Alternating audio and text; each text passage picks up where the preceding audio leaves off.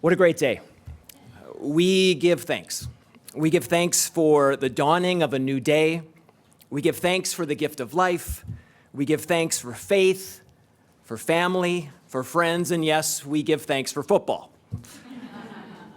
Today, we give thanks to God for the life and legacy of Richard McPherson. And as we do, we give thanks for all who put their faith into action and lead in service to the common good.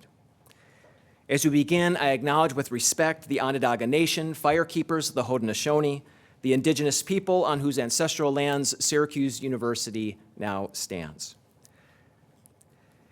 Today is a reminder that names matter. Names matter. Whether it's the name of a person or the name of a building or the name of a city, names matter. And names matters because names are both a window and a mirror. As names reveal who one is, both to others and to themselves. Today we celebrate that the name of Richard McPherson, Coach Mac, will be displayed here at Hendricks Chapel. And we celebrate from this day forward, more people will see his name. More people will be inspired by his name because more will associate his name with faith, with kindness, with generosity, and with service. Thank you to all involved in helping to make this all happen. Thank you to Chancellor Severud and Dr. Chen for being here and for your support. Thank you to the numerous Syracuse University leaders who are in attendance today for your partnership. Thank you to the various members of our campus community who are here to offer their encouragement. Thank you to Syracuse University trustee Christine Corona for your generosity. Thank you to Hendricks Chapel Advisory Board members Dan Caseman and David Aitken for your giving and support of this effort. And a heartfelt thank you to Hendricks Chapel Advisory Board member Sean McDonough for your faith, for your gifts, and for your commitment to Coach Mac and for what he stood for. And of course, thank you to the McPherson family. Thank you for sharing Coach Mac with us. And as we dedicate the Coach Mac Food Pantry, thank you for sharing your name with us. So to all gathered here from the onset, can we please offer the McPherson family a sign of our appreciation?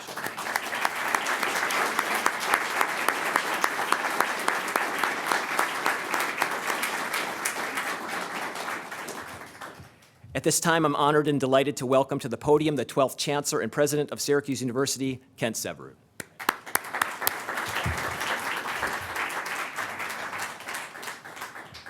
Thank you, Brian, and thank you for being our host in every sense today for this happy event. And I want to join in welcoming all the McPherson family, including the kids Maureen and Janet, and the grandkids Susie and Molly and Cameron and Mackie, and join in thanking you for letting us do this today. I especially also want to thank John Wildhack, who has helped so much make things happen, including later today in the Dome, in the Ring of Honor. And I especially want to thank the person whose persistence and support for our students, for our university, for Hendricks Chapel, made this possible, and that's Sean McDonough. You all know him as kind of, Aaron's Award winner, WAER Hall of Fame, the guy who broadcast the Connecticut basketball game through all those overtimes, right? That's how you know. Very, very auspicious today, by the way, but what you don't know is the amount of time he puts into this place and into the students at this place. And it means a lot to me, and I know it means a lot to a lot of people here, and I'm just grateful to you, Sean. They told me I'm supposed to now insert in these remarks a Coach Mac story. And this is actually hard because I came here late in Coach Mac's life. I came here 11 years ago. So I really only have one Coach Mac story, but it's a doozy. So I'd been here about a year, and Ruth and Doug Logan had met Coach Mac and the family and kept telling me I needed to have a meal with him. So I scheduled a meal with him, and I was in the shower in the Chancellor's house for breakfast. And Ruth came into me in the shower and said, "Coach Mac is here for breakfast." And I said, "I thought it was tomorrow." And she said, "It is tomorrow, but it's Coach Mac and he's here now." So I was downstairs in the family dining room in the Chancellor's house, which is about 100 yards from the kitchen, just so you know, that house. And Ruth made breakfast, and that was about 5 minutes later. And somebody said, every time I hear somebody talk about Coach Mack, they quote him, including last night, they quote him as saying, short speeches make long friendships. You know that saying? Well, this wasn't one of those days. I think the coach realized he didn't have time for a long friendship, if that makes sense. So he did a lot of talking, did most of the talking, and he talked about 3 subjects, and thought maybe I'd just tell you what he talked about, because it's kind of like a last lecture. He really wanted me to know some things. He talked about football, he talked about family, and he talked about Syracuse, which is kind of what you'd expect. And when he talked about football, this is the hard part, he determined fairly quickly how much I knew about football. So he asked me if I'd ever played. No. He'd asked me if I'd ever coached. No. He asked me if I knew who the national champion was from that year. And I said, the New England Patriots? So he looked at me and he said, good. So here's what you need to do. Just let your coaches do their job, okay? Which is why today will be one of the few times you'll ever see me on the sidelines at a football game, right? And then he was very stern in that part. He became a totally different animated person. And he was talking about family. And if you want to understand what he looked like while he was talking like family, he was very vivid in my memory. Have you ever seen a father at his nursery school kid's first soccer game when there's a whole bunch of kids all bunched around the ball the whole time, and then one accidentally gets the ball into the goal, and it's his kid, right? And the father is like, Betty got the goal, Betty got the goal. That's what he was like about each member of his family, each of his grandchildren, each of his children, the entire time, his wife. And so proud of him. And I tell you that part of it because I think as happy as he would be at the honors that are occurring today, his greatest joy would be seeing the great human beings that each member of his family continues to be. I really believe that's true. And then the third subject was Syracuse. So somehow he knew, I think he did some work for this breakfast, he knew I was from Rochester. So anybody here from Rochester? I'm now about to offend Rochester a little bit, okay?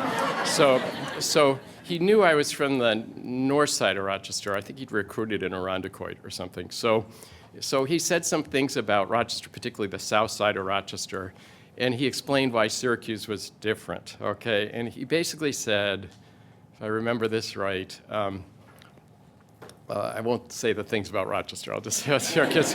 He said, Syracuse has gone through a lot, okay? And what you know, finger in my chest, what you need to understand is that Syracuse needs this place to be a great university, and it needs this place to remember that it's in Syracuse, not in Cambridge or New Haven or Colgate. I don't know why I said Colgate. Anybody got it? But by that I didn't really understand what he meant by that. I've thought about that a long time, but up to and after he died and in the years since, people keep coming up to me in the weirdest places and asking me if I knew Coach Mack. And usually it's in the context of he came to my wife's funeral, right? Or he spoke at my Rotary Club, or he prayed with me, or once in Shoppingtown Mall, he gave me money when I had nowhere else to go, right? Does that sound like him? I mean, I didn't know that part of him then, but I know that now.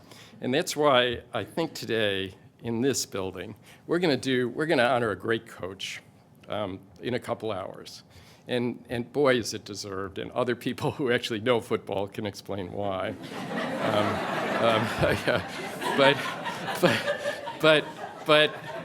But what we're doing right here is we're honoring a good man, right? And we're honoring a good man by naming something for him that I think would mean a lot to him. And so I'm very grateful, Brian, to everybody in Hendricks Chapel that's made this happen, and grateful to you, Sean, and grateful that Coach Mac's family is still orange and hopefully will always be orange. Thank you. So.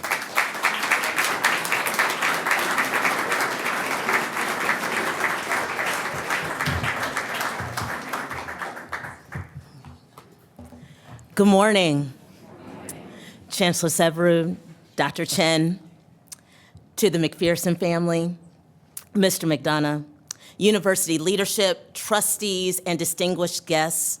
Thank you for your presence here today at Hendricks Chapel as we acknowledge Coach Dick McPherson's legacy here. In my role here at Hendricks Chapel, I'm reminded each and every student has hopes and dreams. Whenever someone supports the work of the pantry, they help our students to reach their hopes and dreams. As a proud graduate of Syracuse University, I wish to share that I am proud to now serve at Syracuse in partnership with numerous departments and units throughout our campus and community. And not only do we at Hendricks Chapel seek to give students food to eat, we seek to give students a future to enjoy. To all here gathered today, please know that your support makes a tremendous difference in the lives of some remarkable students.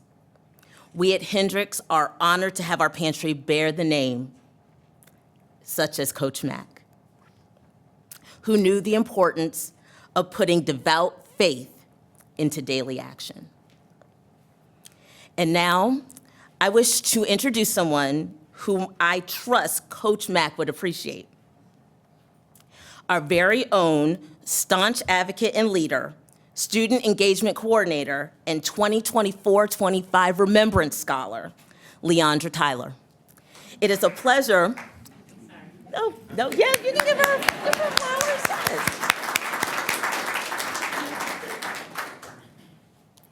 It is a pleasure and an honor to work with Leandra.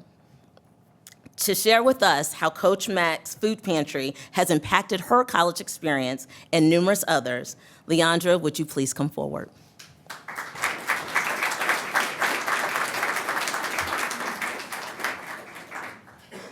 Good morning.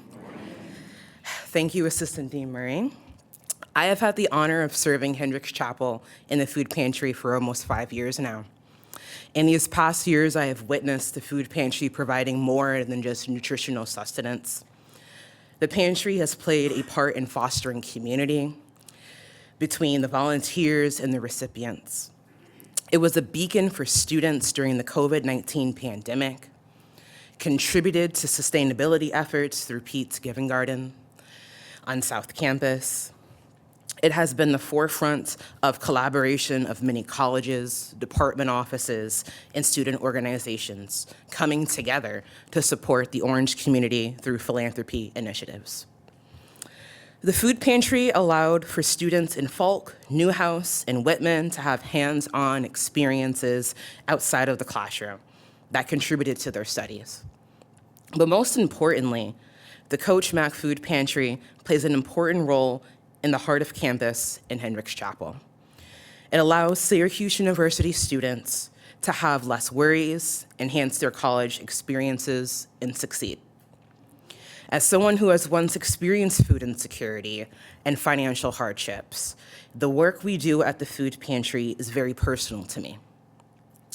It has been a privilege to watch the food pantry grow, and I'm excited to see its continuous growth and impact under the name of Coach Mac. Thank you.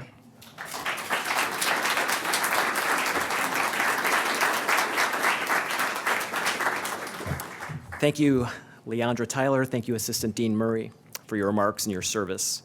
At this time, I'm going to welcome forward the McPherson family, Chancellor Severud, Dr. Chen, and Sean McDonough for the official unveiling of the plaque. We're going to unveil the plaque, and then we're going to have a couple pictures right here, and then Maureen's going to share a few remarks after that. So I think this whole section is about to get up right over here. Yeah, come on up.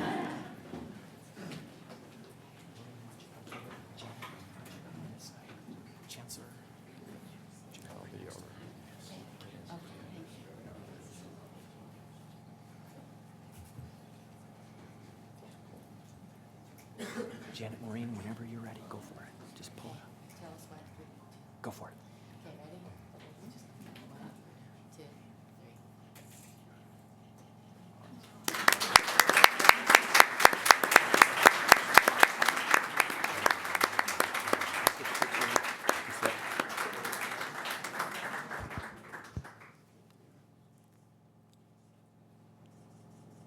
Thank you.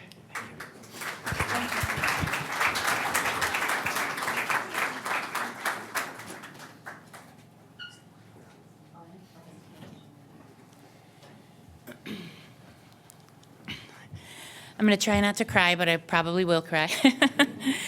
Thank you to our family, our cousins who've come in, our dear friends who are here, former players, staff, and the Board of Trustees who do so much to keep this university going, and all the sacrifices you make in time and treasure.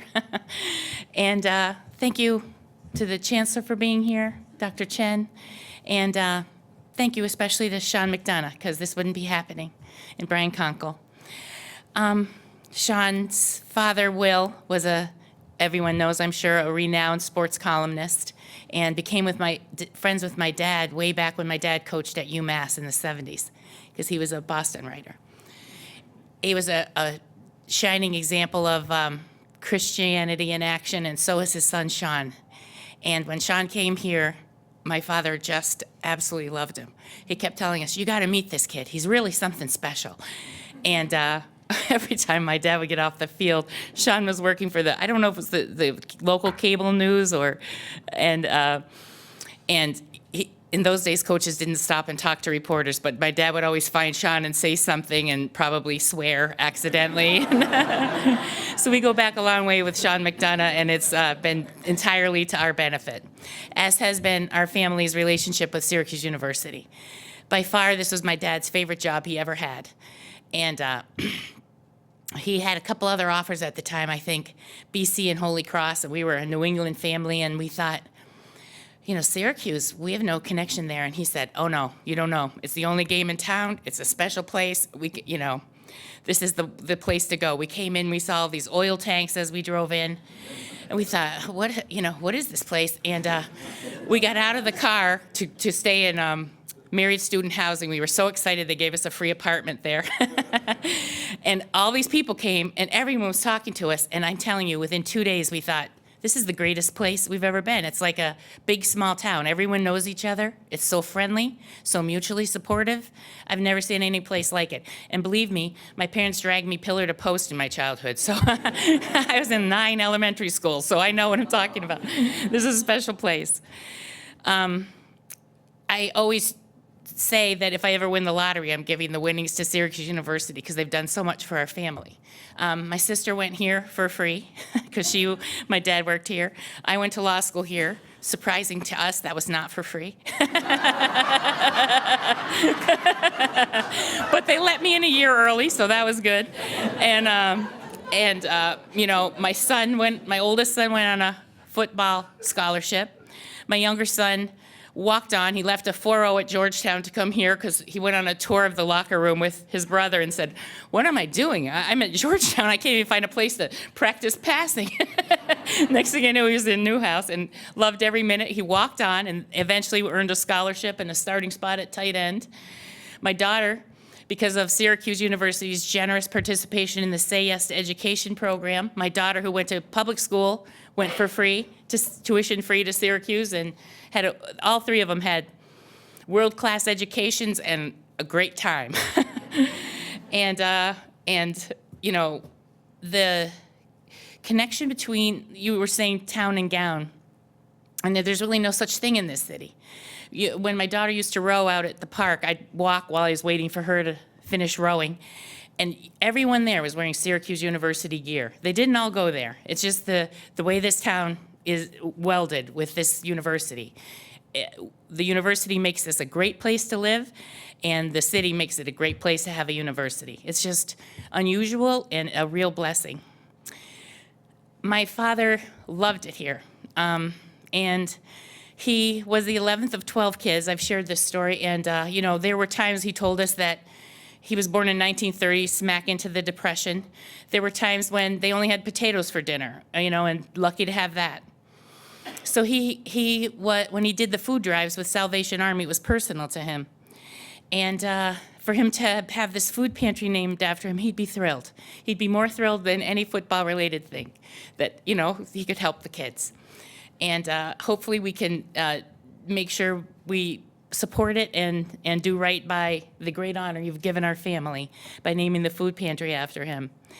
And honestly, he was not without ego, and I think he'd be really thrilled to have his name on the Ring of Honor. He didn't win a national championship, and most of the guys up there, I think all the guys up there did. He came close. If it wasn't for the, Pat Dye going for the tie, we might have had it that year. But he really loved this place and cheered for it, and so do we. And you couldn't be with a family more appreciative of the honor you've bestowed on us. And we thank you, and we thank Sean for his tenacity and perseverance and never forgetting my dad. And, not too many people would do that in Sean's position where he's got this big career. But we appreciate you, we love you, and we love this place, and we can't express enough gratitude from the bottoms of our heart. Thanks.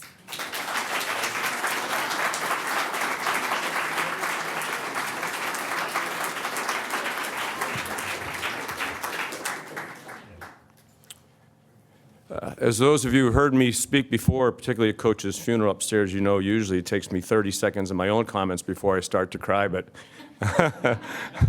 Maureen and all of the other speakers before me already got the tears rolling a little bit. It's kind of humbling, and for as much as I never met a coach, by the way, who didn't have an ego, and I met a lot of them. But there was also a great humility about Coach that I really appreciated, and this is always very humbling as somebody who makes a living speaking. I realize that I'm going to be the least profound and impactful speaker that you've heard here this morning, but I'm going to give it my best. This is such a wonderful day to be with all of you. A very special day as we celebrate Coach Mack.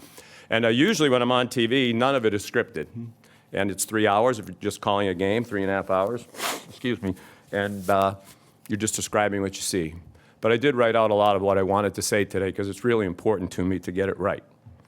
And I am mindful, and will try, and fail to be mindful of Coach's saying that short speeches make for long friendships. If you're at his funeral, some of you think I'm probably still talking upstairs right now. So, and I might be. At least it's about 90 degrees cooler in here than it was in the chapel that day. Two of the best innovations in mankind the last few years have been air conditioning in the chapel and in the dome. So thank you very much. And speaking of the dome, later today, Coach will take his rightful place in the Ring of Honor alongside his fellow legends of Syracuse athletics. He'll be just the 9th person to be so honored, and it's so well deserved. As you all know, he was inducted into the College Football Hall of Fame in 2009 for his legendary career at UMass and here at Syracuse, and his legacy as a football coach will be remembered forever, particularly now when people look up at that Ring of Honor. This morning, we celebrate and memorialize what, to me, is the most important part of Coach's legacy. He was a Hall of Fame person who embodied his considerable Catholic faith through his abundant love and kindness. Much more than one of the greatest football coaches of all time, he was an all-time great as a husband, a father, a grandfather, a brother, son, friend, mentor, and citizen of the world. He radiated God's love in his interactions with everyone he encountered. He cared about everyone. Everyone was and is important to Coach Mack. God is love, and Coach Mack was and is love. As most of you know, as Maureen just referenced, I met Coach Mack in the fall of 1980, actually at his opening press conference when I kind of intruded and thrust my hand in his face and shook his hand, knowing that he knew my dad. You mentioned my dad, Maureen, and I take my dad to every game that I do because I always want to make him proud. And I brought him here today because he would think this is awesome. And he does. They're probably up there having a, yeah. Don't. You're probably having a beverage, yeah. Perhaps two. Guess it's part of our Catholic faith.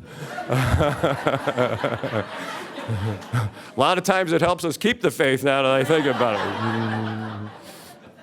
But, and I do remember after Pat Dye kicked the field goal, I was out of school by then, but not long out of school, and being in his hotel suite in New Orleans. And 4 hours later, your dad had a beer in his hand. He was still shaking. He was still so mad at Pat Dye, because Coach would never do that to his. He wouldn't kick a tie to end the game in a tie. And we saw that the game before against West Virginia, which we'll see in the video in the Dome today. Sorry. I used to think this was a teleprompter, and the first time I saw one of these was at Coach Mack's funeral. I said, Brian Conkle, the new dean, he has his own teleprompter. But how is he reading that when it's facing the people out there? And then I realized it's not a teleprompter. Why I graduated with honors from this great university. As I said at the funeral, with my 2.2 GPA, which I still can't figure out how that was with honors, but no. The chancellor always gets mad when I joke about that, so I'm going to stop doing it eventually. And by the way, who knew you were so funny?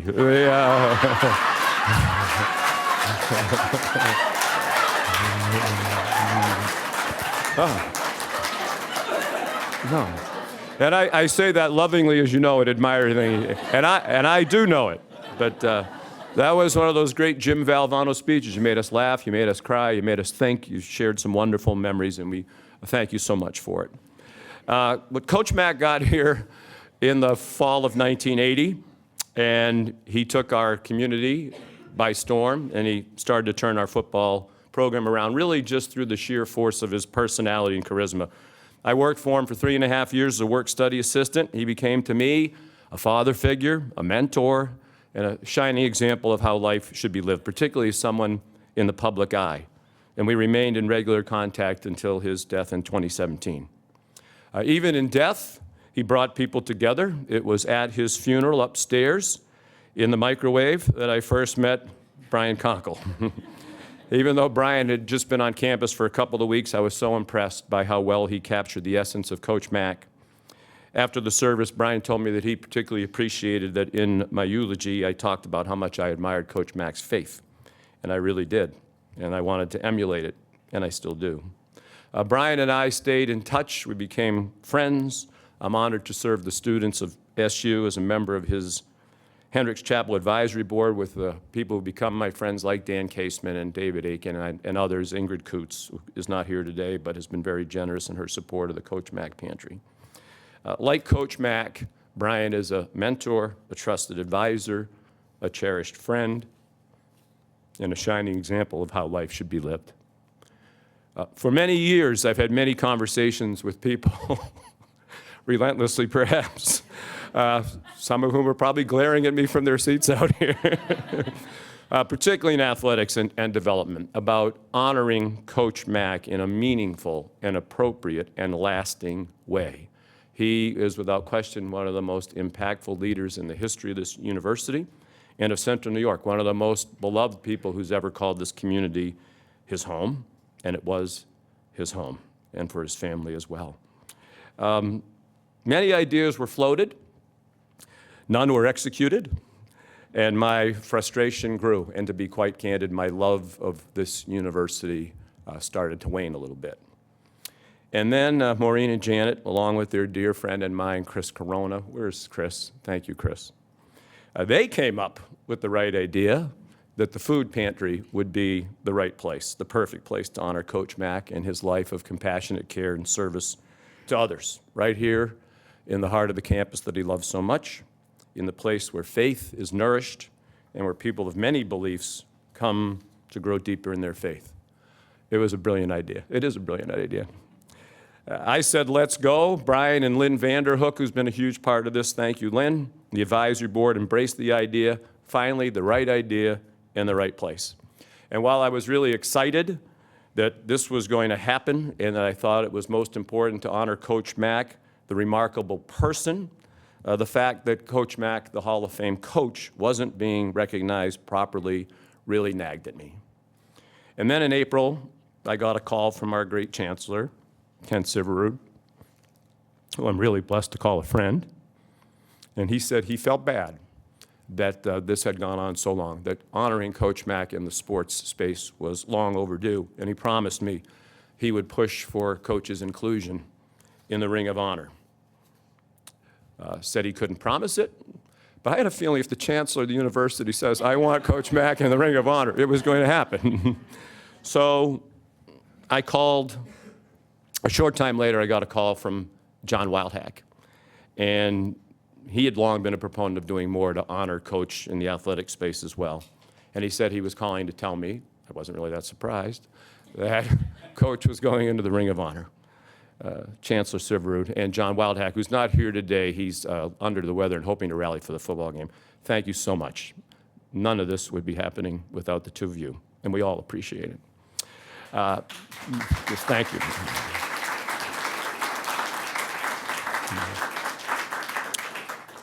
John Wildhack asked me to do something I'm not good at. He asked me to keep quiet because they wanted to announce this in his press conference shortly before the football season. But I asked him if I could call Maureen and Janet and tell them, because we've had a lot of conversations over the years with our friend Chris and with Brian and Lynn and others about honoring Coach Mack the right way. So he said, of course I could. So I called them, one of our several conference calls that we've had over the years, and told them that the Ring of Honor was going to happen.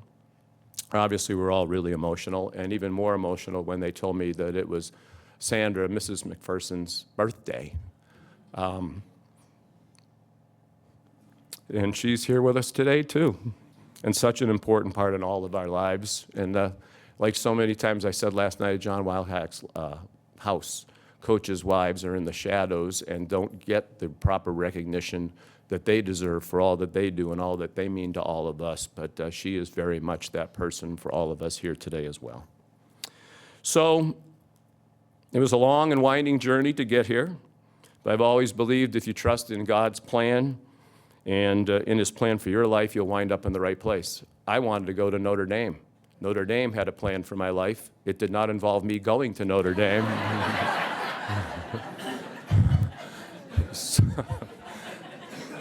So I wound up here on this beautiful hill. And obviously, especially for somebody who wanted to do what I wanted to do and am doing now, this was the right place. Not just for my career, and a lot of what I have been able to do in my career would not have happened. Maybe all of it would not have happened had I not come here to Syracuse. But more importantly, it was the right place for my life, because some of the most impactful people I've ever met in my life are as a result of my time here at Syracuse University as a student and ever since then, with Coach Mack right at the top of the list.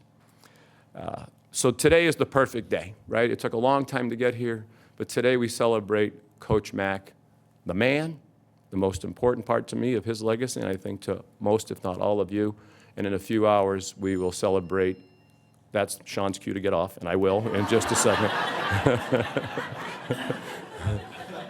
People are wishing that was 5 minutes ago, Joe, but but I'm taking the hint, and I promise you we're nearing the end. And later today, as I said, he will get his just due in the Ring of Honor. When I saw the names yesterday when we were over there, you know, it's the Jim Browns, and it's the people Coach deserves to be alongside. But today is perfect, and for me, it's come full circle. I would not have gotten through Syracuse University if it wasn't for Coach Mack, in a lot of ways, including his own generosity to me. And I know what it was like to get on the cheapest meal plan you could to help make sure you got through school, and worked a couple of different jobs, including for Coach, to make sure you got through school. So it makes me feel sad to know that food insecurity is real on this campus and on, I'm sure, every other campus around the world.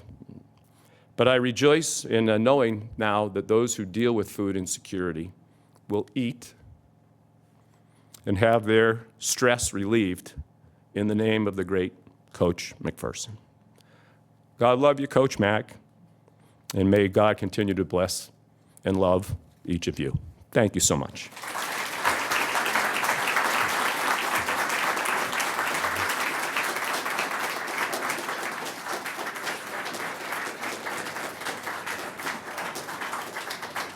I would say one other thing. If you do have a chance, read this plaque, and there'll be another plaque as well when we have the unveiling in the hallway, because a lot of time and effort went into the words of those things too.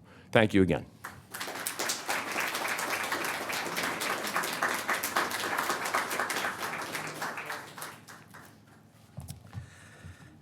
Thanks again to everyone for being here. As Sean just mentioned, following the program, we have refreshments at People's Place Cafe out in the hallway here. And for those that want to come through, it's a tight hallway, so we're going to take a look at the plaque inside.